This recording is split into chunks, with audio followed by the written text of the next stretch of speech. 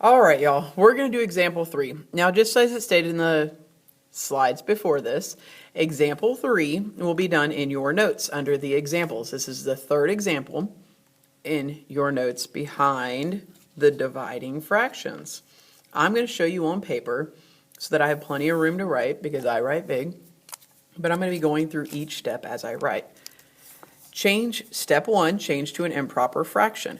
Looking here, we have a mixed number, so we know that we're going to need to change that to an improper fraction. In order to do that, we're going to do popcorn. So we're going to take the 3 and multiply it by the 3, and then we're going to take the 1 and add it to what we get. How that looks is 3 times 3 plus 1, which gives us 3 times 3 is 9, plus 1 is 10. And that becomes our new numerator, and our denominator stays the same. I'm going to go ahead and just copy the rest of the problem so that we know what we're looking at here.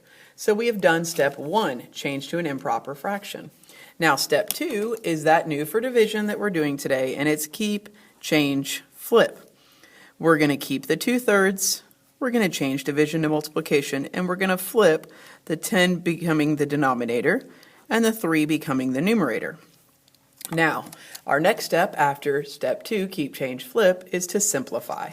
In this case, we're looking at our cross simplification of numerator here and denominator here. Let's do the 3 and the 3. I find that's the easiest. We're going to divide out 3. So 3 divided by 3 is 1, and 3 divided by 3 is 1.